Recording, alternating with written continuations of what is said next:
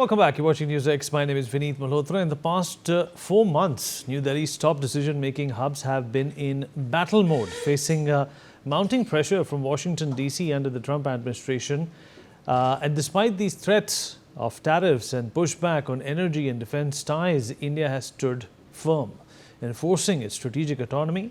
Diplomatic engagement with Russia remains very strong, anchored by discounted oil imports, with President Putin expected in New Delhi pretty soon. Relations with China too are reviving after years of dormancy. As high-level visits and trade discussions resume beyond Asia, India is widening its global footprint. A new free trade pact with the UK signed in July aims to double bilateral trade to about $120 billion by 2030. At home, Prime Minister Modi is linking foreign policy to economic reforms and self-reliance, signaling that while US threats grow louder, India is responding with resolve, action and strategic confidence. In a sense, that is, Washington's bark may be loud, but it's losing its bite. India refuses to be cornered, backing its diplomatic and economic move with real action and strategic resolve. We'll talk about this and try and extract some finer points from the people who understand the situation at a closer level. Ambassador Veena Sikri, former diplomat, with us on the broadcast. Dr. Ajay Dua, former Commerce Secretary, senior economist, with us on the show as well. Mr. Gautam Mukherjee, senior journalist, joins us as well. Dr. Sandeep Tripathi, foreign affairs expert. And last but by no means the least, Mr. Sumit Peer, senior political commentator, with us on the program as well. Thank you everyone for being a part of this conversation. Ambassador Veena Sikri, ma'am, I'll begin with you. Well, like I said, the Americans have said a lot. They've done little. Will they do something as a few days come close where the 50% tariff will be applicable?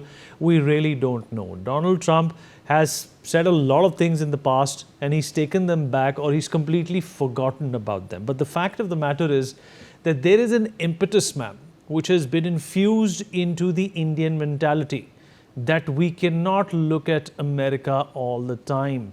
There are other countries that India can do trade with. There are other countries India can help grow and they can help India grow as well.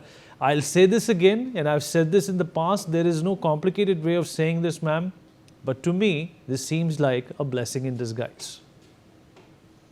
Well, I think it certainly has been a tremendous eye-opener, and it is remarkable that despite all the barbs and taunts that President Trump has been hurling at India, our response has been one of complete strategic restraint. We have not reacted sharply or adversely to anything, but we have said that we are continuing the negotiations. I think the red lines which were spelled out by External Affairs Minister Dr. Jaishankar yesterday in his speech, these are the most significant ones. And he said these are the 3 red lines that we will not be able to cross under any circumstances. One of these is, of course, the first one is on the trade talks, when he spoke about the interests about the farmers and the dairy producers and the agriculture sector and also the micro and small entrepreneurs. The second red line he spoke about is the purchase of Russian oil, and that we are going to continue to do this because it's in our interest. In fact, it was America which set us on this path last year, and we are going to continue with this. There is no doubt about that. And the third line that he drew was that we will not accept any third-party mediation on India-Pakistan affairs. And I think that these 3 red lines correctly sum up India's response. And I think that India, because of its response, and simultaneously we are continuing our talks with all other countries. I think the India-UK FTA is a very, very smart response to this, because it shows that both UK and India are interested in continuing building up on their bilateral trade relations. And we know that there's a very substantial increase in bilateral trade forecast for the next 5 years. So that will more than take up the slack if there's going to be any slack in the trade with the USA. And similarly with Russia, we've had very good talks. Like External Affairs Minister was there, our National Security Advisor was there. We are expecting President Putin to come to India very soon. And similarly with China as well. We've had the visit of Foreign Minister Wang Yi. Now our Prime Minister is going to be visiting Tianjin for the SCO summit, and our Prime Minister is also visiting Japan. So that is going to be a very important set of discussions that our Prime Minister is going to have. On each of these, we've seen that there's a lot of give and take building up. For example, during Foreign Minister Wang Yi's visit, he announced that he's going to resume the supply of rare earths to India. He's going to resume the supply of tunnel boring machines, which had become an impediment, which is very important for our infrastructure development. And he's also going to resume the supply of fertilizers. So I think that all in all, India has responded very well.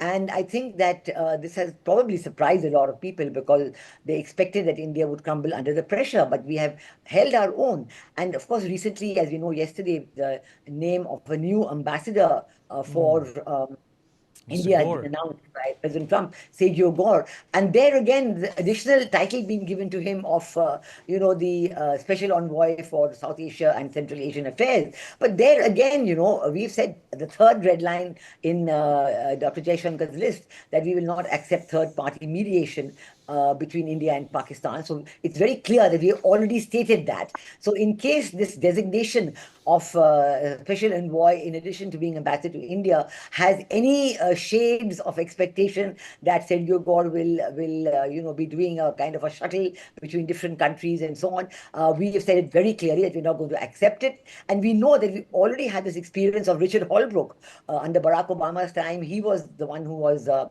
Americans tried to foist him on us as a special envoy and special negotiator, but we said no, nothing doing, we're not going to accept it. And ultimately he was designated special envoy for Afghanistan and Pakistan. Of course, he kept coming to India very often, that's quite okay, but this aspect of third-party mediation is a complete red line for India. So I think what you said is absolutely right. We have responded very well, we've been very calm, and I think this is going to help us in the long run. What you said, the silver lining is that we have realized that you cannot depend on any one country or group for trade. And the other reason is with America, he's only looking at trade. What about what about services? We have a huge amount of services. What about the Indian companies who have already invested in the USA? I think it's wrong to accept these very unrealistic investment, 500 billion, 600 billion from the EU and others. We know these will never materialize. So rather than that, we have been very realistic and grounded and very carefully said that we're going to strengthen our economic reforms. Prime Minister had a meeting on this. That's the way to... Fair enough, ma'am. Fair enough. Sumit Peer, let me bring you in as well. Well, you're somebody who dabbles with numbers, Sumit. The trade between India and the United States in 2024 was about 200 plus billion, if I'm not wrong. As compared to 2023, it rose up somewhere close to 8%. Our trade with Southeast Asian countries in the same period was about 120 billion. And in case these tariffs are brought in, we are bound to lose about 50 to 70 billion worth of trade with the Americans. Do you think this deficit is something that India can take to the Southeast Asian companies? Is that a math that the country is perhaps willing to do in light and in lieu of these tariffs? Vinny, thank you very much for your show and a very good question to begin with. Look, it's very important for us to understand that necessity is the mother of invention, and maintaining strategic autonomy, maintaining economic independence, and maintaining independence in the policy making is the sacrosanct for our country. Even if you look at the tariffs, the impact, where Trump has put tariffs is $44 billion. And let's assume and presume all goes down the drain. Now, there are some sectors of the Indian economy which are irreversible. And let me also put another thing, when you look at the economy broader level, your goods might take a little bit of it, but your services can cover for them. Your one sector might come down, but your another sector will come down. I'll give you 3 examples which are coming on the top of my mind after your question. The first thing is, look, if you look at the pharmaceuticals, we are the pharmaceutical king of the world. 203 countries and counting. So there are a lot of countries who want our medicines, and there are a lot of countries who will be willing to take our medicines more.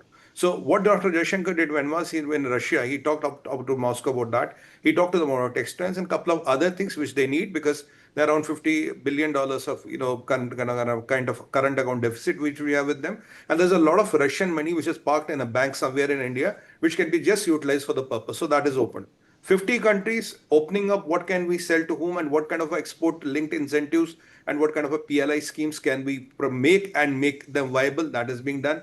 Now, our services sector is irreversible. You cannot replace Indian services sector. There is no competitor in the world at that price. Nobody can come and reverse. But even when America is $150 billion, can Trump do anything around it? He cannot. If he does, he will hurt America more. Now, if you look at these sectors, now if you look at fisheries, we are the number second fisheries producer in the world, and there is definitely a market who wants this. If you look at the food, either we are number one or number two in a lot of items. If you look at hydrocarbons, we are number four. If you look at space, we are number three. So there are a lot of things which India industry is one, two, or three, and there's a big market in the world. Yeah, we all want a big one market so that we can go and sell our things, but we might have to split that into a lot of things. The thing is, there are a lot of sectors in which nobody practically competes with India. IT and some other sectors are some of those sectors where nobody competes. So it is but natural for these sectors, the markets of the India are going to open and they will open. And for example, Vineet, if for example, if America doesn't buy fish from us, they'll be buying fish from somewhere else. But wherever they are buying fresh from, his sellers are open for us to go and sell. Because at the end of the day, there's nobody who can sell infinite fish. Let's say my production is 100 million tons. I'm sold that to America. Now my customers are out there where we can go and approach. So market keeps on evolving. Our economy keeps on growing. Our economy is, we have done much better in GDP.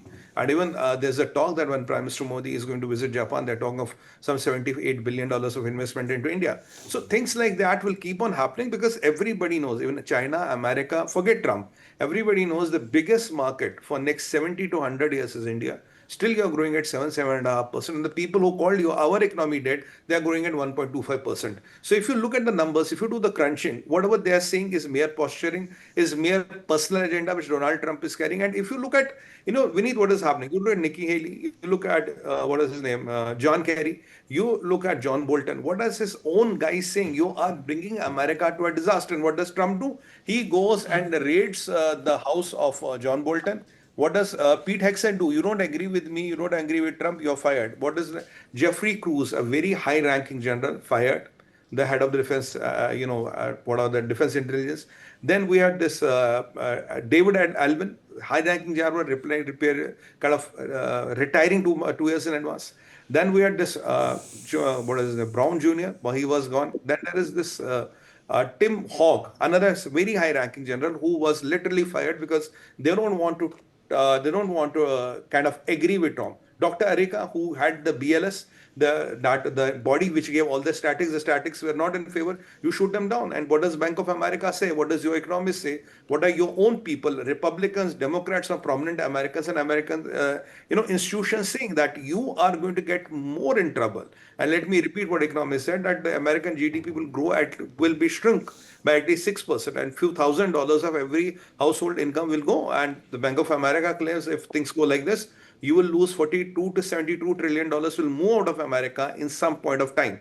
That is what their own institutions are saying. And Vineet, let's look at 1930, Smoot-Harvey Act. Exactly, this was done. After 4 years, your GDP shrank by 5%, and the Great Depression arrived. And Trump has already warned, if courts try to fiddle with my tariff, the Great Depression kind of a situation will come. And if you look at all the data which has come since yesterday to this morning, there are very subtle and direct signs that American economy is kind of already entering a recession. Don't get carried away by the stock markets are rising, because that is the Powell has come to the Trump and said, I'll bring down the repo rate. Ideally, you should maintain the repo rate or increase it, but that is a temporary thing. The day the repo rates are brought down, then watch the stock exchange in next 48 hours. It's again going to go down like hell. So I don't know where Trump is going to get it, how Trump is going to manage it, and his big beautiful bill, another $6 trillion of debt on the Americans. So the things are not looking good. And this, this approach of what I call Zille-Sohani approach, as if you are the Shahenshah of America, you're not an elected president.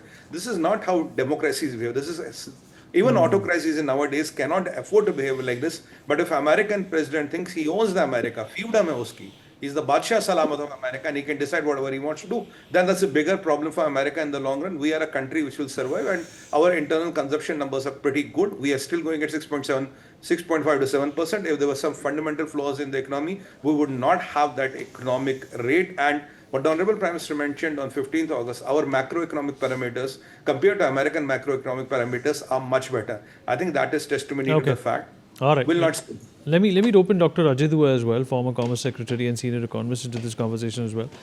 Dr. Dua, is this just posturing? And you concur with Sumit Peer that if Donald Trump continues his tirade, if he continues his attack on the way the world has functioned and the way the Americans have come out on top because of the same system that he's trying to change, it is probably the beginning of a long road to recovery for the American economy. Thank you, Vineet. I'm not sure whether I'm competent enough to talk about the United States or the internal affairs of the United States, who sacks whom, or what will be the consequences of that. But at a macroeconomic level, I'm certainly sanguine that the system will come up with checks and balances to President Trump. The American economy politics is mature enough.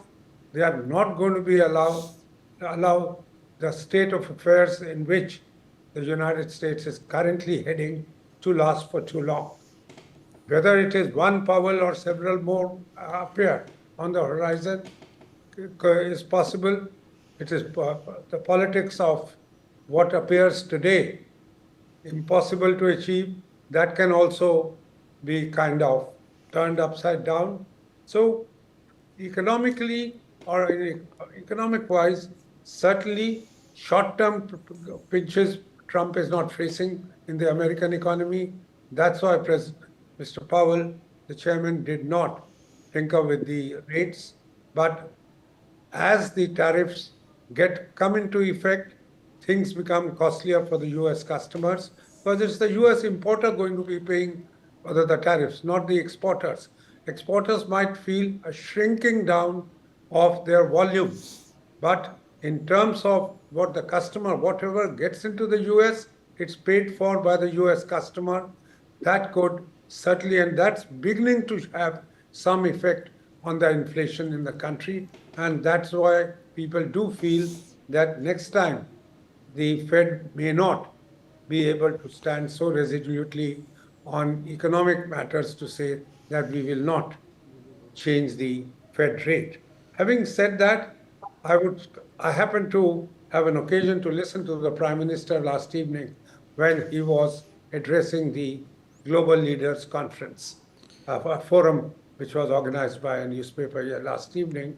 And the Prime Minister spelt out so eloquently, without saying a word about the US, criticizing it or anything, what India is going to be doing. And he talked about how the second generation reforms, which have been set into motion with the GST taking the foremost lead. And on that, I'm totally in agreement with what the Prime Minister said. Yes, there will be a loss of income in the revenue in the short run for the states and maybe for the center also. If you bring down the rates, bring down the number of slabs from 4 to 2, but it will also spur the Indian economy. The moment the size of the world country GDP increases, all these 45,000 crores or 50,000 crores, as are being estimated by analysts, would get recovered within the same year. And the positive effect of it is the higher consumption, which it would result in the domestic economy. And that links up to any shrinkage in exports in the short run, which we might feel when 50% tariffs or 25% tariffs, which are already set in, and if they get hiked to 50% later in the month. That is the way, I think, to go forward. Concentrate on the economy in any case. Let's be very clear, and my co-panelists will agree with me, that India is driven by domestic consumption, not by exports or imports. Our total merchandise exports are only under $450 billion. Add to it services, it comes to $825 billion. And GDP is about 3.8 trillion, knocking on becoming $4 trillion. So more than 80% or 82% of our we are driven by the domestic consumption and the government in its second generation reforms, about which Prime Minister talked about how space, yesterday happened to be the space day and it was probably up in his mind. He elaborately talked about what is being going to be done about space and the emphasis on R&D across the board in the country with the creation of 50,000 crores of National R&D Foundation, which are of the fund which has been set up, which will be kind of extending the lendings and seeding over the next few years. The point I'm just trying to make is we need to strengthen ourselves. The direction is being set, and we do hope that the way to go forward is what we are talking about now. All right, he did talk about saying we have missed the bus several times, but that we are not going to miss it anymore. Then he listed out a half a dozen areas where the things are happening in the right manner or where they are under correction. I'm optimistic that going forward, that we would see that irrespective of what a country might be kind of trying to settle its course, not just because it is trade deficit, but because somebody's ego has been pricked, we have not involved a person or a leader in some kind of negotiations, or we continue to pivot towards Russia. Now pivoting towards China, Veena talked about it a little while ago, is something which is going to rise, Mr. Trump, much more than our going towards the kind of our. Let me bring in Gautam also into this now. All right, let me also bring in Gautam, sir. We have a paucity of time. Gautam, India has dealt with perhaps even worse predicaments in the past. You know, right from the time of Indira Gandhi to the Pokhran nuclear tests. We have been subjected to this kind of a relegation by the Americans in the past. To put it mildly, we did just fine. We got by. Well, first things first, Vineet, what kind of policy wonk situation is Trump dependent upon? He's completely misfired here. He has been told, Wild West fashion, that just shoot them up and they'll fall dead in the middle of the high street. So he's come at us, all guns blazing, saying this tariff and that tariff and more in the offing, and I'll tariff you till you pass out. Well, that's not happening. In fact, India, if you recall 1991, the reason, we are entrenched in socialism and ideology and so on, and it gave us an excuse and an opportunity in Narasimha Rao's time, with Manmohan Singh as his finance minister, and the World Bank prescribing how we are to liberalize our economy. We went ahead and did it because we were bankrupt. And now, here is America, the most powerful country in the world, singling India out for special treatment and hoping that we will be a vassal state one way or the other. Now, this is not happening. It is not going to happen. And in a matter of just a few days since this started, if you like, roundabout Operation Sindoor, April, and the Pahalgam, massacre, look at it. In 2 or 3 months, we have moved on. We are, as Abhinandan Mishra very wisely wrote in his article in today's Sunday Guardian, that China is not regarding India now as an expansionist power. It is saying that you want to get on with your economy, and we want to help you do just that. You are not a threat in the usual sense of the term, and certainly not in a threat in the way that America has positioned itself vis-a-vis China. So our progress with China in economic terms will be matched to a large extent by spectacular progress, also with Russia, also with various BRIC countries and the global south. We're also taking over as president of BRICS. Right now, we've got Brazil on our side because he's been hard done by in very similar fashion. So in all of this, I think we have been ready for this for a very long time, because we've been pushed ever since the Ukraine war started to take a side. And we have said, yes, we have taken a side. We've taken our own side. This is what suits us, and we are going to do what is best in our national interest. So the writing on the wall was there. I think we've been preparing for a long time.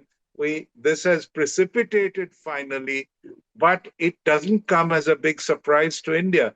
We've also teamed up with France to produce the AMCA engine. Unfortunately, we $7 have run out billion. of time. We've run out of time, but I appreciate everybody who joined us and weighed in on this important discussion.